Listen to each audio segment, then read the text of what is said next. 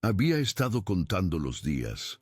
Mi hijo Alejandro estaba a punto de graduarse de una de las universidades más prestigiosas de Madrid, y yo había imaginado ese momento durante años. Me veía a mí mismo en el público, observando con orgullo cómo caminaba por el escenario, estrechando la mano de decanos y profesores. Después de todo lo que habíamos pasado, noches en vela ayudándole a estudiar, sacrificios para pagar la matrícula, pensé que esta sería nuestra victoria compartida. Pero la invitación nunca llegó. En cambio, me enteré a través de una foto que su prima Carmen publicó en redes sociales. Alejandro, con su toga y birrete, sonriendo entre su madre y el nuevo esposo de ella, un empresario de Barcelona que apenas conocía a mi hijo. Ni siquiera me mencionaron en la descripción.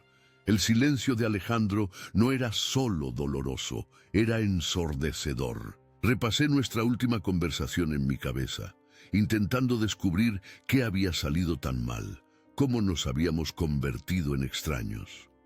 Recuerdo claramente el día que dejó nuestro pequeño piso en Sevilla. Era verano.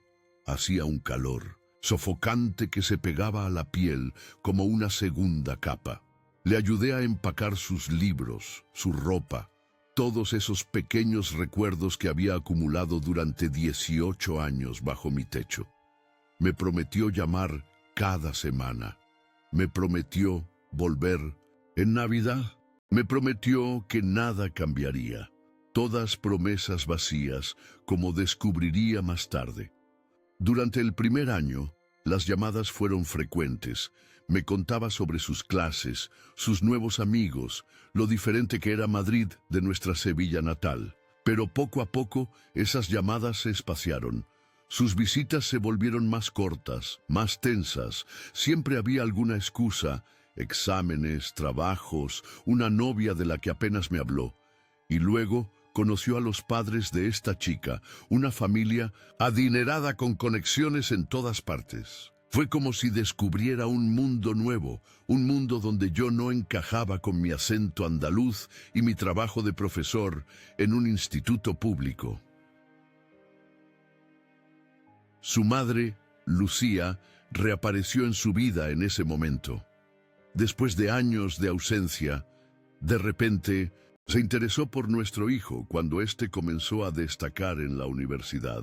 Ella siempre había sido así, atraída por el éxito, por las apariencias. Nos separamos cuando Alejandro tenía 10 años, después de descubrir su aventura con un colega de la empresa donde trabajaba. Se mudó a Barcelona sin mirar atrás, enviando apenas una tarjeta de cumpleaños cada año. Yo fui quien consoló a Alejandro cuando lloraba por ella, quien le enseñó a andar en bicicleta, quien asistió a cada función escolar. Pero ahora ella estaba en la foto de graduación. Ella y su nuevo esposo Ricardo, con sus trajes caros y sus sonrisas perfectas. Y yo estaba sentado en mi sofá desgastado en Sevilla, mirando la pantalla de mi teléfono con incredulidad. Una semana después, recibí un sobre. Lo reconocí inmediatamente como Correo de Madrid por el sello. Mi corazón dio un vuelco. Quizás era una explicación, una disculpa. Quizás había una razón para todo esto que yo no entendía. Dentro había una factura impresa que sumaba 45.000 euros, detallada hasta el último céntimo. Gastos de catering, decoraciones personalizadas, billetes de primera clase a Italia para él y algunos amigos. Al final, en una letra negra y pulcra, había una nota manuscrita. Considéralo un privilegio, un poder contribuir, sin saludo, sin firma, solo esa frase fría. Me quedé mirando el papel sin poder creer lo que veía. Mi hijo me estaba enviando una factura, como si yo fuera un banco, un cajero automático. Leí la lista de gastos una y otra vez, cada línea más extravagante que la anterior. Una fiesta en un hotel de 5 estrellas en el centro de Madrid. Champán francés. Un DJ famoso cuyo nombre había visto en revistas. ¿Cuándo se había convertido en esta persona? ¿En qué momento mi humilde hijo, que solía emocionarse con un simple helado en la Plaza de España, se transformó en alguien que esperaba que su padre pagara una celebración que costaría más de lo que yo ganaba? En un año, me senté en la pequeña terraza de mi piso, mirando hacia el parque de María Luisa que se extendía a lo lejos. Los naranjos estaban en flor, llenando el aire con su aroma dulce. Este había sido nuestro lugar favorito para pasear cuando era pequeño. Le enseñé los nombres de los pájaros, le conté historias sobre la Exposición Iberoamericana de 1929, le mostré las estrellas en las noches claras. Ahora me preguntaba si recordaba algo de eso, si valoraba esos momentos tanto como yo, o si, como su madre, solo veía valor en lo material, en lo que podía exhibir ante los demás. Esa noche no pude dormir. Daba vueltas en la cama, pensando en qué hacer. Podría ignorar la factura, pretender que nunca llegó. Podría llamarle y exigir una explicación. Podría intentar reunir el dinero, aunque significara hipotecar mi piso y trabajar horas extras durante años. Pero mientras el amanecer teñía mi habitación de naranja, tomé una decisión. No iba a ser tratado así. No por el hijo que crié solo, no por el niño al que le enseñé que el respeto era más importante que el dinero. Alejandro necesitaba una lección, y yo iba a dársela. No con gritos ni con súplicas, sino con dignidad. La misma dignidad con la que le crié todos estos años. Mientras sostenía la factura en mis manos, mi mente viajó a las innumerables noches que trabajé horas extra como profesor para cubrir las cuotas universitarias de Alejandro. Recordé cómo renuncié a mis vacaciones en la costa de Málaga, vendí el viejo Seat que había heredado de mi padre y me mudé a un piso más pequeño en el barrio de Triana para que él no tuviera que pedir préstamos estudiantiles. Ninguno de esos momentos vino con un recibo. Nunca esperé que me devolviera el dinero, solo respeto, quizás gratitud. Había sido tanto madre como padre después del divorcio. Lucía se había marchado cuando Alejandro tenía 10 años, dejándonos con poco más que una nota breve y algunas fotos. Durante mucho tiempo fuimos solo nosotros dos contra el mundo. Yo cocinaba, limpiaba, ayudaba con los deberes y esperaba fuera de sus entrevistas de trabajo para recogerlo después. No lo hacía para recibir aplausos, lo hacía porque lo amaba más que a nada, pero aparentemente el amor tenía fecha de caducidad. Ahora él me veía no como un padre, sino como una cartera. La transformación no ocurrió de la noche a la mañana, y tal vez había pasado por alto las señales. Los comentarios prepotentes, la forma en que hablaba con desdén a los camareros en los restaurantes que frecuentábamos, cómo evitaba visitarme a menos que necesitara algo. Era como si el éxito le hubiera hecho olvidar los cimientos sobre los que se construyó yo. Recuerdo vívidamente el día que recibió su carta de aceptación a la Universidad Complutense. Estábamos sentados en nuestra pequeña cocina en 1910, Sevilla, el sol entrando por la ventana e iluminando su rostro radiante. «Lo logramos, papá», dijo, y ese «nosotros» me llenó de orgullo. Celebramos con una botella de vino barato y soñamos con el futuro. Yo le dije que este era solo el comienzo, que tenía todo un mundo por descubrir. Nunca imaginé que ese mundo eventualmente me excluiría. Los primeros meses después de su partida a Madrid fueron los más difíciles. La casa parecía demasiado silenciosa, demasiado vacía. Me acostumbré a cocinar para uno, a ver televisión, solo a no tener que preocuparme por llegar tarde a casa porque alguien me estaba esperando. Mis colegas en el instituto notaron el cambio en mí. «Es normal», me decían. «Los hijos crecen, hacen su vida». Pero yo sabía que había algo más. Las llamadas empezaron a cambiar. Ya no hablábamos de libros o películas como solíamos hacer. En cambio, nuestras conversaciones se centraban cada vez más en lo material. Necesitaba dinero para libros, para una computadora nueva, para un viaje de estudios. Cada vez que depositaba dinero en su cuenta, las gracias eran más escuetas, más automáticas, como si fuera mi obligación, no un acto de amor. Cuando vino a casa para su primer Navidad en la universidad, apenas lo reconocí. Su acento andaluz había sido reemplazado por el castellano más neutro de Madrid. Su ropa era diferente, más cara. Incluso sus gustos habían cambiado. Ya no quería ir a nuestro bar de tapas favorito cerca de la catedral. En cambio, insistió en un restaurante nuevo y elegante en la Alameda de Hércules, donde una comida costaba lo que yo ganaba en un día. Durante esa visita, mencionó a Lucía por primera vez en años. «Mamá me invitó a Barcelona para Semana Santa», dijo casualmente mientras cenábamos. La forma en que dijo «mamá», como si nunca hubiera desaparecido de nuestras vidas, me dolió más de lo que quise admitir.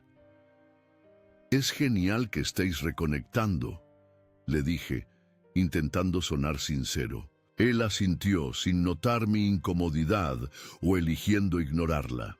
Después de esa visita, cada regreso a casa fue más breve, más distante. Ya no pasábamos las tardes paseando por el barrio de Santa Cruz o tomando café en la Plaza del Salvador. Siempre tenía otros planes, otras personas que ver. A veces ni siquiera dormía en casa, prefiriendo quedarse con antiguos amigos de la escuela que también habían vuelto a Sevilla por vacaciones. El verano antes de su último año apenas lo vi. Consiguió unas prácticas en una empresa de 1900 Madrid y decidió quedarse allí. Me enviaba mensajes ocasionales, generalmente pidiendo dinero para el alquiler o para algún gasto inesperado. Yo siempre respondía inmediatamente, transfiriendo fondos sin preguntar. Parte de mí esperaba que si seguía siendo generoso, si seguía demostrando mi amor de esta manera, eventualmente volvería a ser el chico que conocía. Fue durante ese verano cuando conoció a Sofía, la hija de un importante empresario madrileño. Nunca me la presentó formalmente, solo la mencionaba de pasada en nuestras conversaciones telefónicas, cada vez más esporádicas. «La familia de Sofía tiene una casa en la Costa Brava», me contó una vez. «Pasamos un fin de semana allí». «Oh, el padre de Sofía conoce al decano. Dice que puede ayudarme a conseguir un buen puesto después de la graduación». Poco a poco, Alejandro fue absorbido por este nuevo mundo. Un mundo de conexiones, de puertas que se abrían, sin esfuerzo, de privilegios que yo nunca podría proporcionarle. Y en algún punto de ese proceso comenzó a avergonzarse de mí, de mi acento fuerte, de mi ropa sencilla, de mi profesión modesta. Nunca lo dijo directamente, pero lo sentía en la forma en que evitaba hablar de mí con sus nuevos amigos, en cómo dejó de invitarme a Madrid. La última vez que lo vi antes de la graduación fue en Navidad, 5 meses atrás. Vino a Sevilla por solo 2 días, alojándose en un hotel en vez de en casa. «Es más conveniente», explicó cuando le pregunté. «Cenamos juntos una noche, en un restaurante que él eligió. Estaba distraído, constantemente revisando su teléfono. Cuando intenté hablar sobre sus planes después de la universidad, sus respuestas fueron vagas, evasivas. «¿Vendrás a mi graduación, verdad?», me preguntó al final de la cena, casi como una ocurrencia tardía. «Por supuesto», respondí, sintiéndome esperanzado por primera vez en meses. No me lo perdería por nada del mundo. Pagó la cuenta con una tarjeta de crédito dorada antes de que pudiera ofrecer hacerlo yo. Cuando le agradecí, se encogió de hombros. «No es nada, papá. Tengo que cuidar de ti ahora, ¿no?». Esas palabras deberían haberme conmovido, pero había algo en su tono que me inquietó, como si estuviera interpretando un papel, diciendo lo que creía que debía decir. como si yo fuera una obligación, no una persona que había sacrificado todo por él. Después de esa cena, las comunicaciones se volvieron aún más escasas. Un mensaje ocasional, siempre breve, siempre superficial. Y luego, silencio completo durante las semanas previas a su graduación.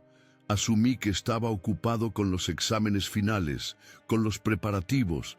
Nunca imaginé que estaba activamente excluyéndome del día más importante de su vida educativa. Y ahora aquí estaba yo, con una factura en mis manos en lugar de una invitación.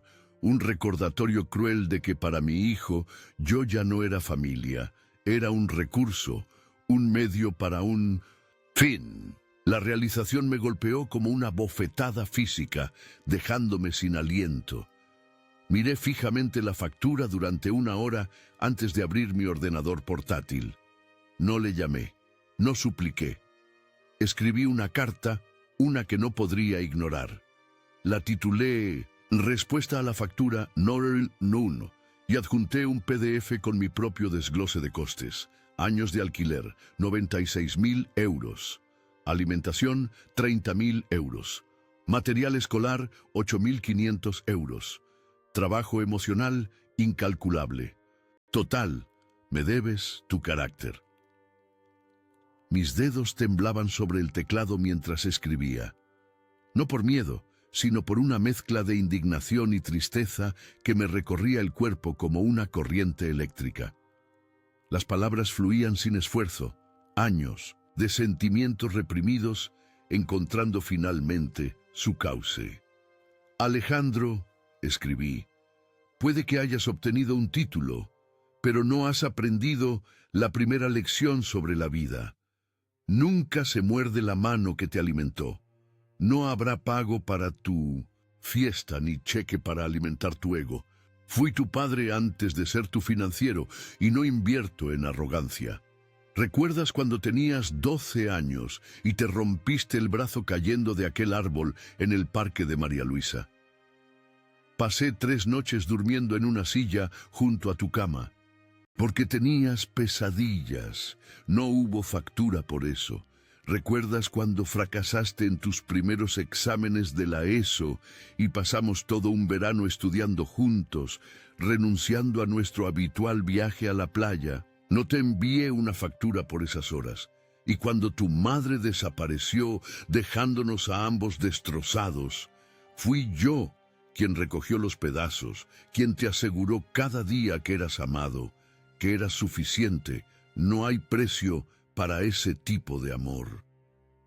Durante años he vaciado mis bolsillos para llenar los tuyos, no porque tuviera que hacerlo, sino porque quería darte oportunidades que yo nunca tuve. Quería que vieras el mundo más allá de nuestro pequeño rincón en Sevilla. Quería que soñaras en grande, pero nunca quise que esos sueños te convirtieran en alguien a quien no reconozco. La factura que me enviaste no es solo por dinero. Es un símbolo de todo lo que ha ido mal entre nosotros. Me estás cobrando por el privilegio de seguir siendo tu padre, como si nuestro vínculo fuera transaccional, como si todo el amor, todos los sacrificios, toda nuestra historia juntos pudiera reducirse a números en una página. No sé en qué momento empezaste a verme como un cajero automático en lugar de como la persona que te enseñó a atarte los zapatos.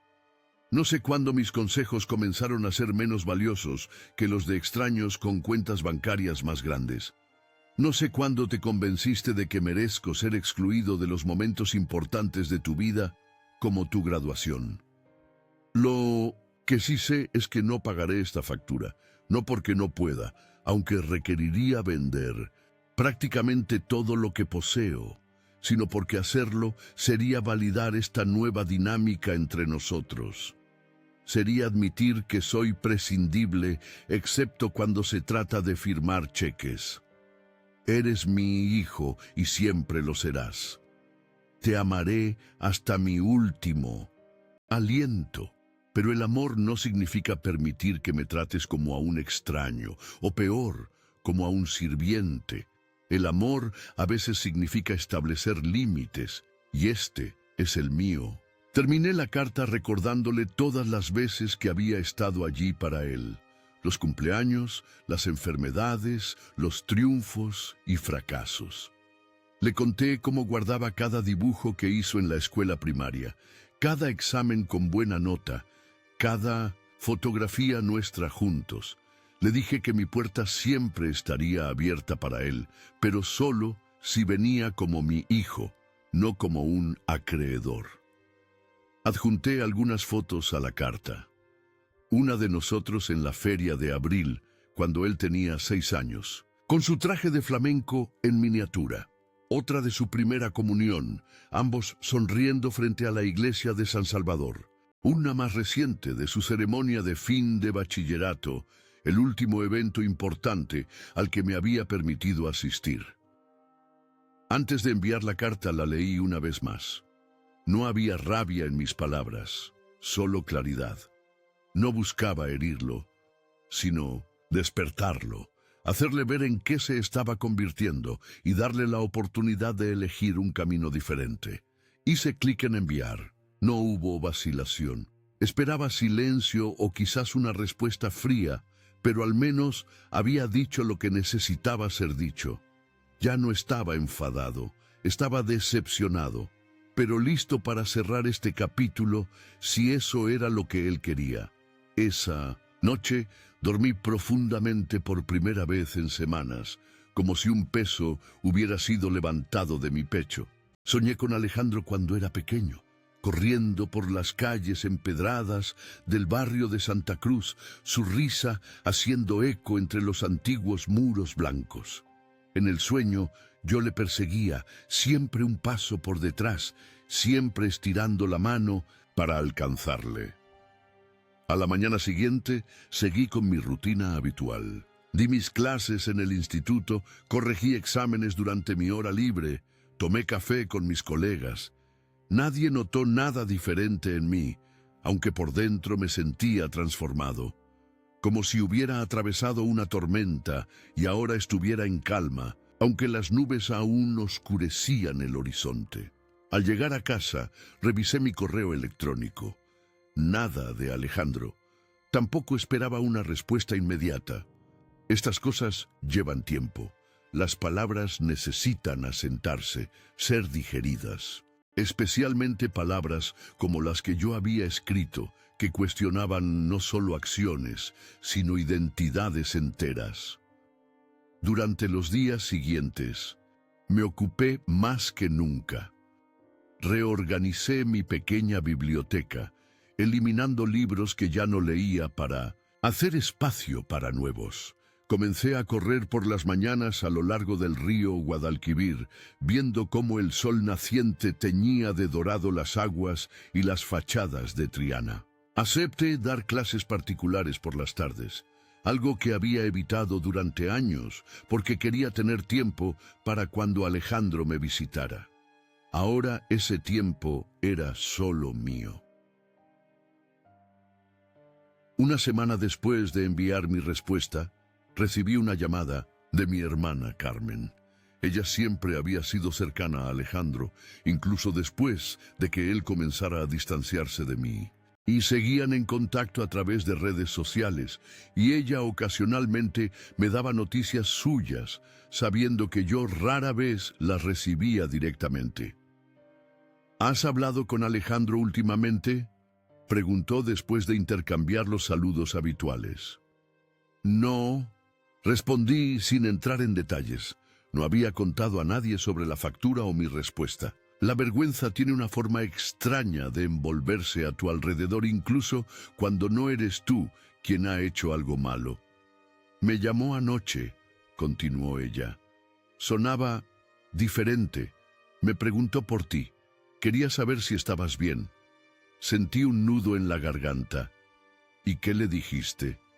La verdad, que no lo sabía realmente porque últimamente has estado muy ocupado, que tendría que preguntarte él mismo.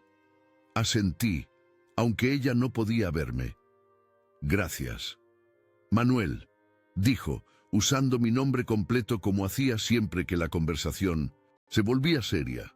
No sé qué ha pasado entre ustedes, pero creo que está arrepentido de algo.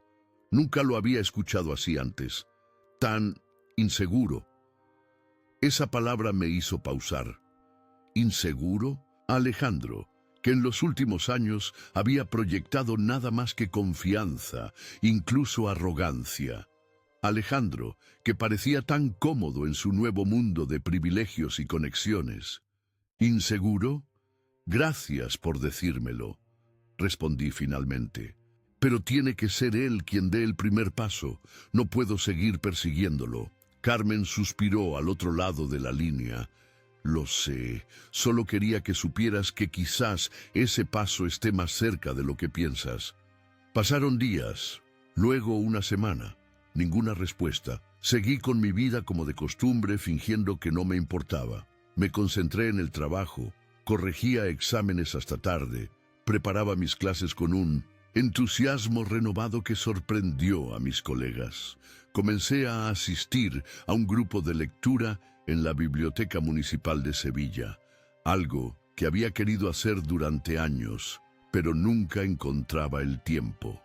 Borré las aplicaciones de redes sociales que me hacían sentir como un intruso en el mundo de mi propio hijo. No le conté a nadie lo que había pasado, ni siquiera a mi hermana Carmen. La vergüenza tiene una forma extraña de envolverse a tu alrededor, incluso cuando no eres tú quien ha hecho algo malo. Mis días adquirieron una nueva rutina. Por las mañanas corría junto al Guadalquivir, viendo cómo la ciudad despertaba lentamente, los pescadores instalándose en sus puestos, los baristas levantando las persianas metálicas de las cafeterías, los turistas madrugadores fotografiando la Torre del Oro dorada por el sol naciente. Luego daba mis clases en el instituto, comía con algún colega y por las tardes daba clases particulares o me sentaba en alguna terraza de la Alameda a corregir trabajos mientras observaba a la gente pasar. Era una vida tranquila, ordenada. A veces casi podía convencerme a mí mismo de que estaba contento, pero las noches eran diferentes. En el silencio de mi apartamento, los recuerdos volvían como fantasmas. La risa de Alejandro cuando era niño, el sonido de sus pasos corriendo por el pasillo, el peso de su mano pequeña en la mía mientras cruzábamos la calle. En esos momentos, la ausencia era casi física, un vacío que parecía ocupar espacio, real en mi pequeña sala de estar. Una noche, mientras revisaba viejas fotografías, encontré una de la primera vez que llevé a Alejandro a la Feria de Abril. Tendría unos 5 años, vestido con un traje de corto que su tía Carmen le había regalado. Su sonrisa era tan amplia que casi cerraba sus ojos. Recuerdo cómo se maravilló con las casetas iluminadas, cómo me rogó que lo subiera a los caballitos una y otra vez, cómo se quedó dormido en mis brazos mientras volvíamos a casa, exhausto, pero feliz. ¿Dónde había quedado ese niño? ¿En qué momento se transformó en el joven frío que me enviaba facturas en lugar de invitaciones? No podía entenderlo. Quizás nunca lo entendería completamente. 2 semanas después de enviar mi respuesta, recibí un mensaje, no de Alejandro, sino de su tía, mi hermana Carmen. Había oído a través de la familia lo que había pasado y quería que supiera que Alejandro había quedado conmocionado por mi respuesta. Al parecer, nadie le había dicho no antes, y ciertamente no de una manera tan calculada y poco emocional. Nos encontramos en nuestra cafetería favorita cerca de la catedral, un lugar pequeño y acogedor donde los turistas rara vez entraban. Carmen llegó tarde, como siempre, con su pelo oscuro recogido en un moño desordenado y esa energía que parecía seguirla a todas partes. Manolo, dijo, usando el diminutivo que solo mi familia utilizaba. ¿Qué diablos ha pasado entre tú y Alejandro? Le conté todo. La graduación a la que no fui invitado, la foto en redes sociales, la factura. mi respuesta. A medida que hablaba, veía cómo su expresión pasaba de la confusión a la incredulidad y finalmente a la indignación. ¿45.000 euros? Exclamó, haciendo que algunas personas en mesas cercanas nos miraran. ¿Se ha vuelto loco? ¿Qué clase de fiesta fue esa? Me encogí de hombros revolviendo mi café ya frío, una que aparentemente valía más que mi presencia. Carmen extendió su mano sobre la mesa y apretó la mía. Manolo, hay algo que no te he contado. He estado en contacto con Alejandro.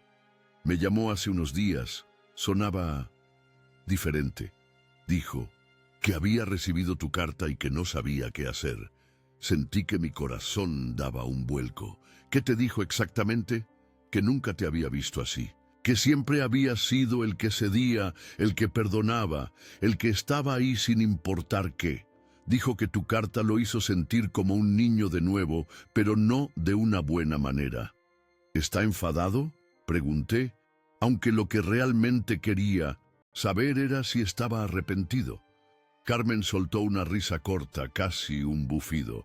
Está confundido.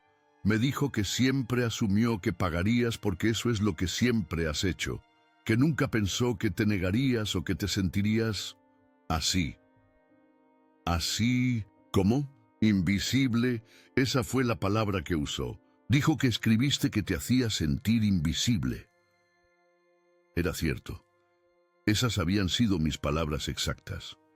Y el hecho de que las recordara, que las repitiera, significaba que al menos había leído mi carta detenidamente. Era algo. También dijo que está asustado, continuó Carmen, bajando la voz como si compartiera un secreto. Esa parte me sorprendió. Alejandro, nuestro sobrino arrogante que ahora se codea con la alta sociedad madrileña. ¿Asustado? ¿Asustado de qué? Esa parte me hizo detenerme, de perder acceso a mí, de darse cuenta de que el dinero no vendría incondicionalmente nunca más, o de algo más profundo. De haberte perdido para siempre, respondió Carmen con sencillez, de haber cruzado una línea que no se puede descruzar.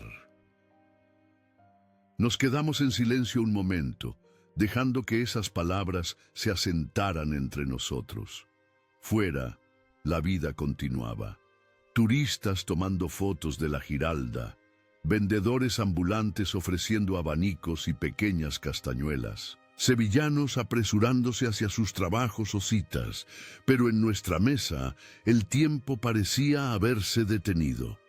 ¿Qué le dijiste?, pregunté finalmente. Que tenía que ser él quien te contactara, que no podía usar a su tía como intermediaria para arreglar lo que había roto. Que si realmente estaba arrepentido, tenía que demostrarlo.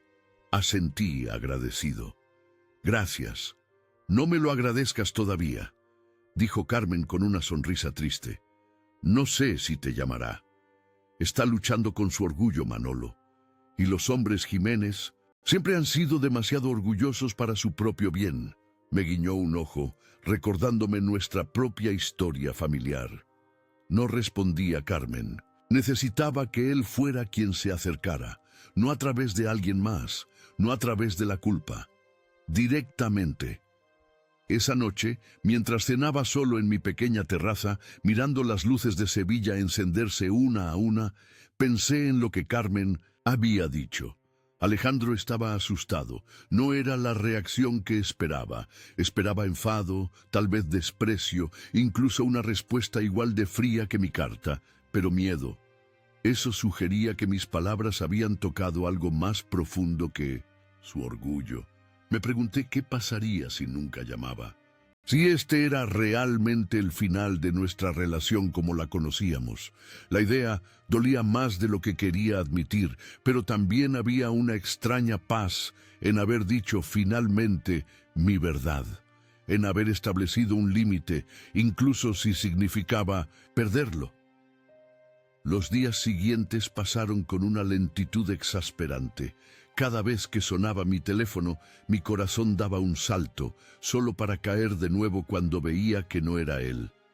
Me encontré revisando mi correo electrónico más veces de lo normal, esperando una respuesta que no llegaba. Incluso revisé mi buzón físico diariamente, algo que normalmente hacía solo una vez por semana. El sábado siguiente, 2 semanas y media después de enviar mi carta, estaba en el mercado de Triana comprando frutas y verduras para la semana, cuando mi teléfono vibró en mi bolsillo. Era un mensaje de texto de Alejandro, breve, directo. «Papá, ¿podemos hablar? Estaré en Sevilla mañana». Me quedé mirando la pantalla sin saber cómo responder. Parte de mí quería ignorarlo, hacerle sentir aunque fuera una fracción del dolor que yo había sentido. Otra parte quería responder inmediatamente, decirle que por supuesto que siempre tendríamos cosas de qué hablar. Finalmente escribí: «Te espero en casa a las 11». Ni más ni menos. Sin emoticonos, sin signos de exclamación. Solo un hecho, una invitación contenida.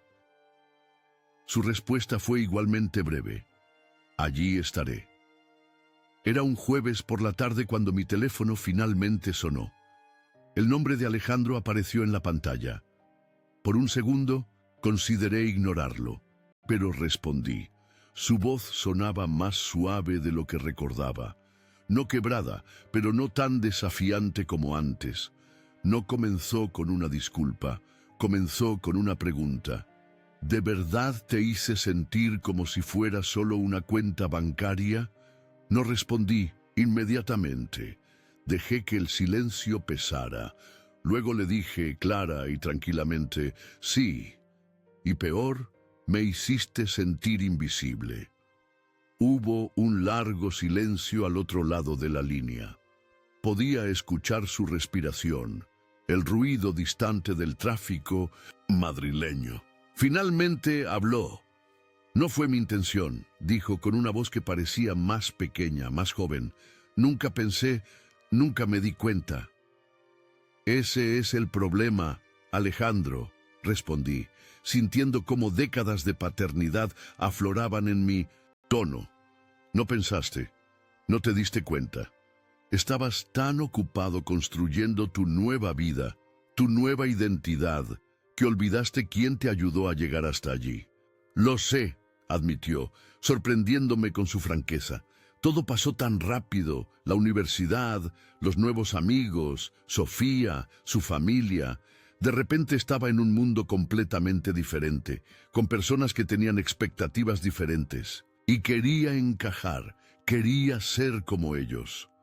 Y yo no encajaba en ese cuadro. No pude evitar que mi voz traicionara un poco de amargura». «No es eso», respondió rápidamente. «Es que me avergonzaba, no de ti», se apresuró a aclarar al escuchar mi respiración entrecortada, «sino de mí, de dónde venía, de que no tuviera los mismos privilegios que ellos habían tenido toda su vida. Así que decidiste borrar tu pasado, borrarme a mí».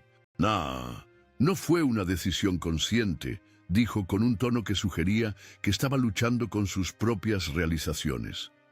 «Simplemente sucedió. Un día estaba contándoles a todos sobre mi padre, el profesor que me inspiró a estudiar literatura. Al siguiente estaba dejando que asumieran que mi familia tenía dinero, influencia, y luego mamá reapareció con Ricardo y su mundo de contactos y oportunidades. ¿Y yo me convertí en un inconveniente?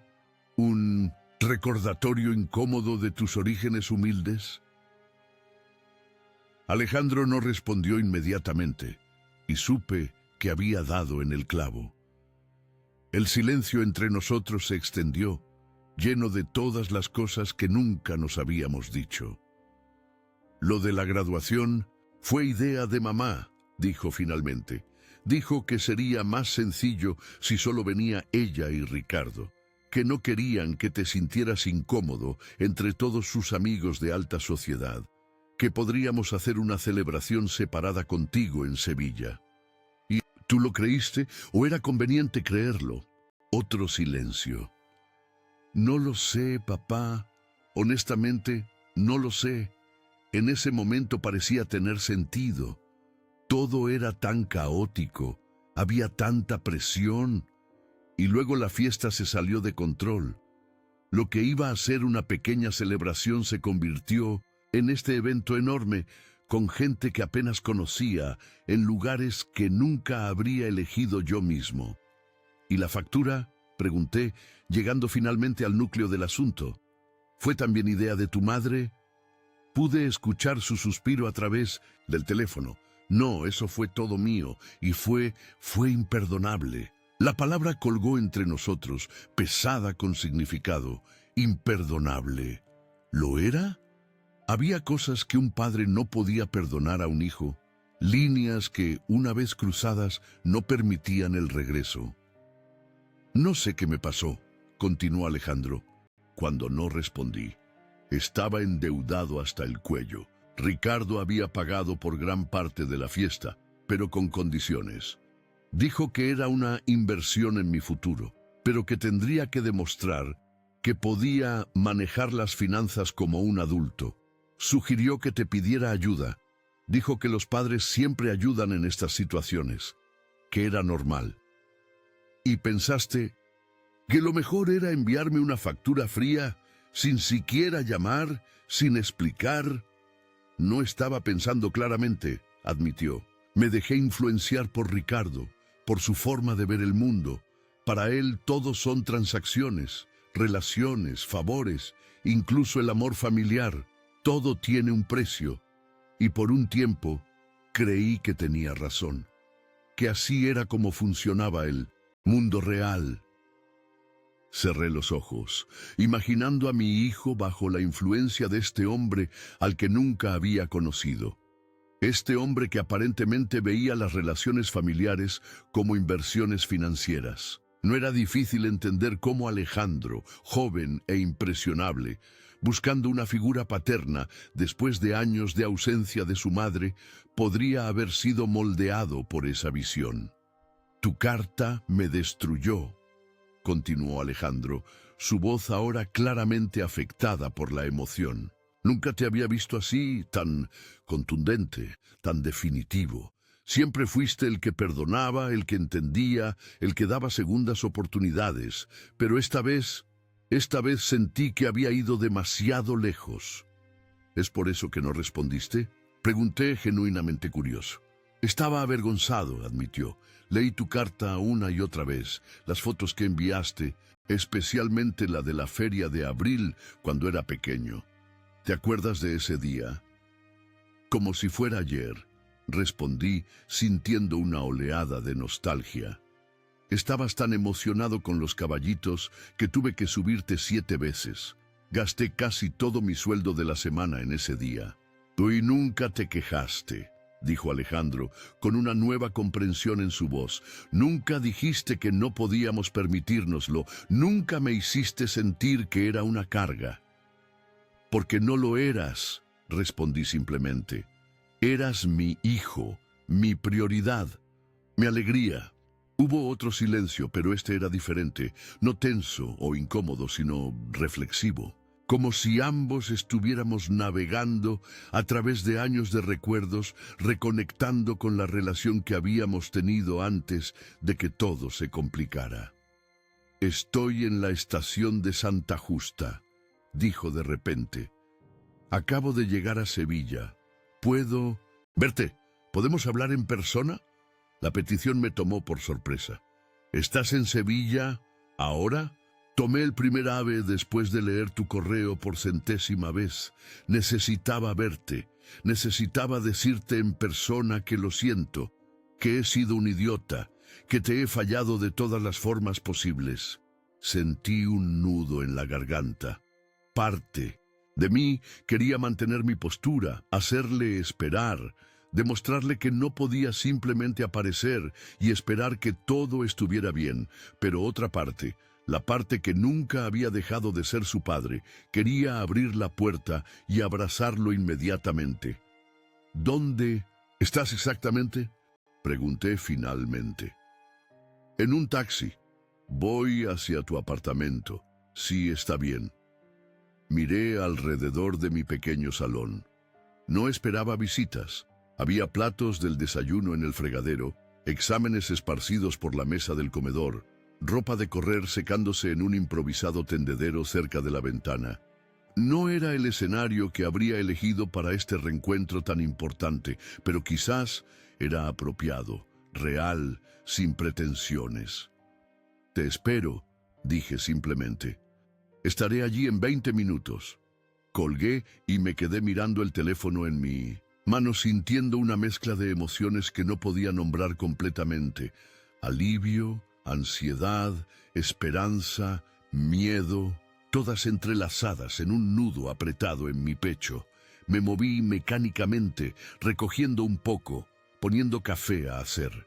Las acciones mundanas me ayudaban a procesar lo que acababa de suceder.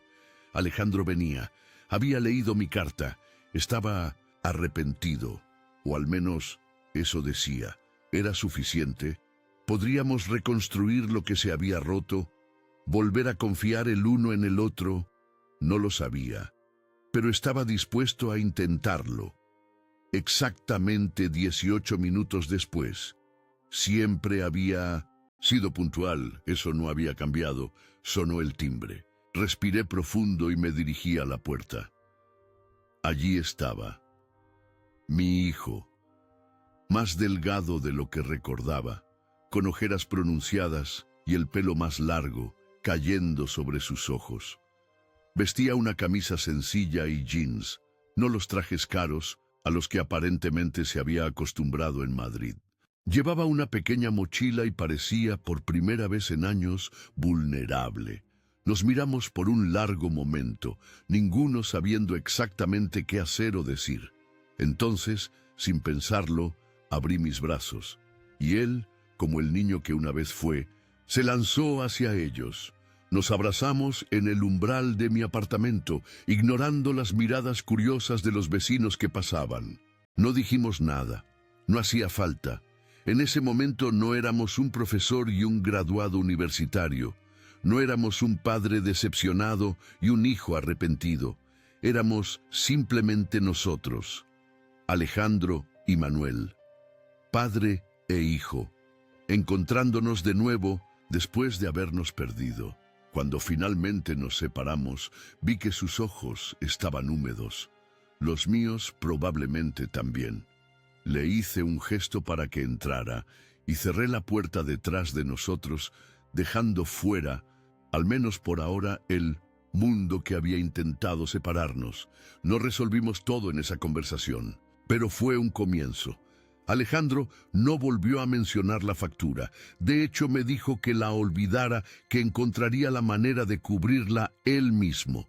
Le dije que esa era la primera decisión adulta que había tomado en mucho tiempo. Sentados en mi pequeña terraza con la catedral y la Giralda visibles a lo lejos, hablamos durante horas. El café dio paso a cerveza y luego a un vino que tenía guardado para ocasiones especiales. Esta, decidí, calificaba como tal. Alejandro me contó cómo había cambiado su vida en Madrid, cómo poco a poco se había dejado seducir por un mundo que siempre había estado fuera de nuestro alcance. Cómo Lucía y Ricardo le habían introducido en círculos donde el apellido y la cuenta bancaria importaban más que el carácter o la inteligencia. Cómo se había sentido fascinado, pero también siempre ligeramente fuera de lugar. Nunca encajé realmente, admitió mirando el líquido ámbar en su copa. Siempre sentía que estaba interpretando un papel, que en cualquier momento alguien descubriría que era un impostor, el hijo de un profesor de instituto de Sevilla, no de un banquero o un político. ¿Y eso habría sido tan terrible?, pregunté, sin poder evitar sentir una punzada de dolor. Alejandro negó con la cabeza, avergonzado. Por supuesto que no, pero en ese momento parecía que sí. Quería desesperadamente pertenecer a ese mundo y creía que para hacerlo tenía que reinventarme completamente, incluso si eso significaba borrar partes de ti mismo, partes de nosotros. Asintió, sin atreverse a mirarme a los ojos. Lo siento tanto, papá. No hay excusa, solo explicaciones, y ninguna de ellas justifica cómo te traté. Le observé mientras hablaba, notando los cambios en él. Su acento andaluz había casi desaparecido, reemplazado por el castellano más neutro de Madrid. Sus gestos eran más medidos, menos expresivos que el chico que había crecido en las animadas calles de Sevilla. Pero debajo de todas esas capas podía ver destellos del Alejandro que conocía. En la forma en que fruncía el ceño cuando estaba pensando profundamente, en cómo movía las manos cuando hablaba de algo que le apasionaba, en la risa que, aunque más contenida ahora, seguía sonando igual. A medida que la tarde avanzaba, la conversación fluyó hacia temas más mundanos. Me contó sobre sus planes ahora que había terminado la universidad. Había recibido ofertas de trabajo, pero ninguna que realmente le entusiasmara. La mayoría eran a través de contactos de Ricardo, y venían con expectativas implícitas. No, quiero construir mi carrera sobre conexiones, dijo, sorprendiéndome con su sinceridad. Quiero ganarme mi lugar por mérito propio, como tú me enseñaste. Sonreí, sintiendo un orgullo inesperado. Esa es otra decisión adulta. Vas por buen camino.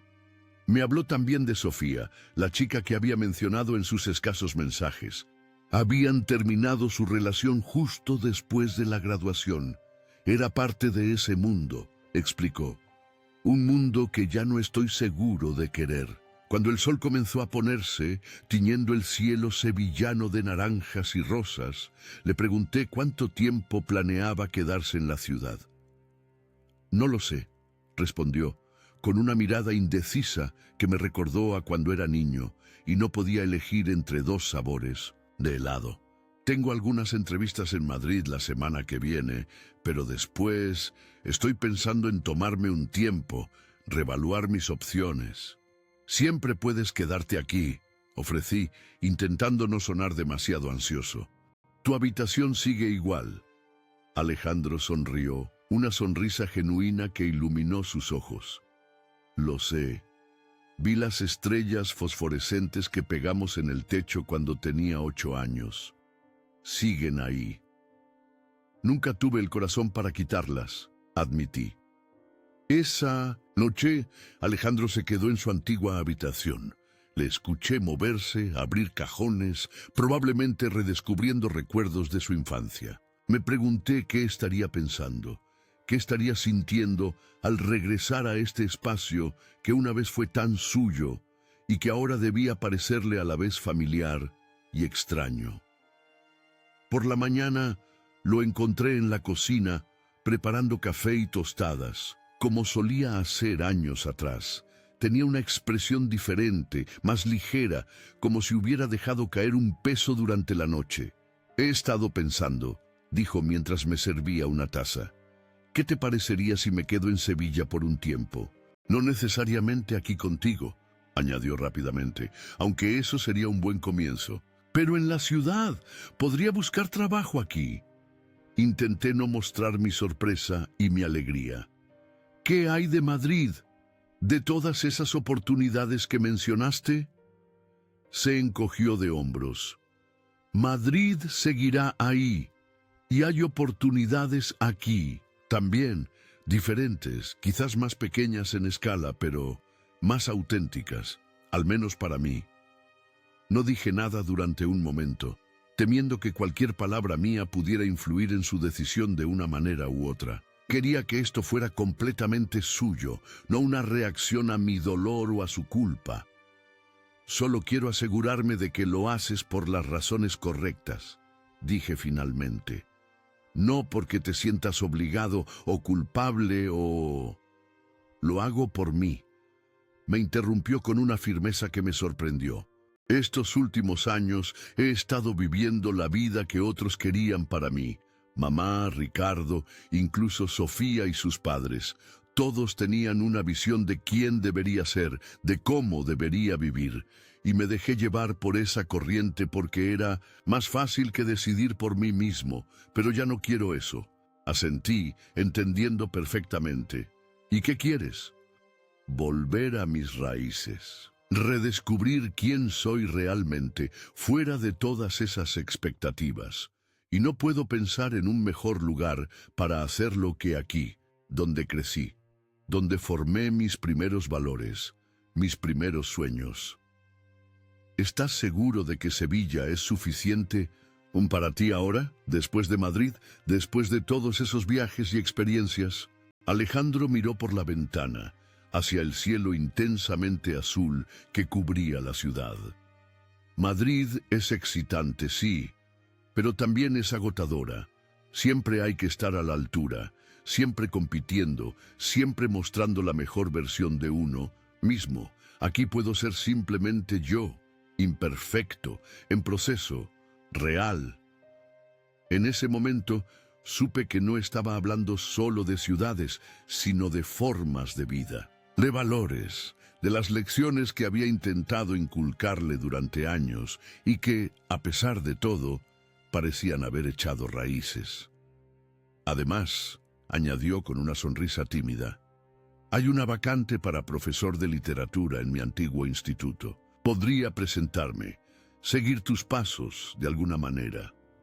La idea de Alejandro como profesor, transmitiendo su pasión por la literatura a jóvenes como él, había sido una vez, me llenó de una emoción que no esperaba. No era el camino prestigioso que Lucía y Ricardo habrían deseado para él. No venía con un salario de 6 cifras ni contactos en las altas esferas. Pero si le hacía feliz, si le permitía ser fiel a sí mismo, entonces era perfecto. Creo que serías un profesor excelente, dije, sintiendo cómo mi voz se quebraba ligeramente. Durante las siguientes semanas, Alejandro se quedó conmigo. Al principio fue extraño, como dos bailarines intentando recordar los pasos de una danza olvidada. Había momentos incómodos, silencios, temas que evitábamos, pero poco a poco encontramos un nuevo ritmo. Volvimos a nuestras viejas rutinas. Paseos por el parque de María Luisa los domingos, desayunos en la terraza, debates interminables sobre libros y películas. Pero también creamos nuevas tradiciones.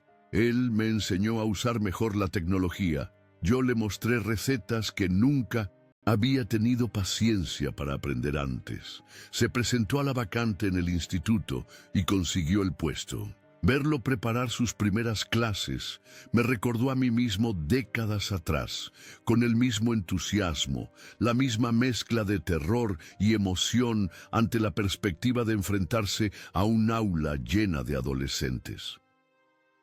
Después de un mes, encontró un pequeño apartamento cerca del río, lo suficientemente cerca para que pudiéramos vernos regularmente, lo suficientemente lejos para que ambos tuviéramos nuestro espacio. El día que se mudó, le ayudé a llevar sus cajas. No eran muchas.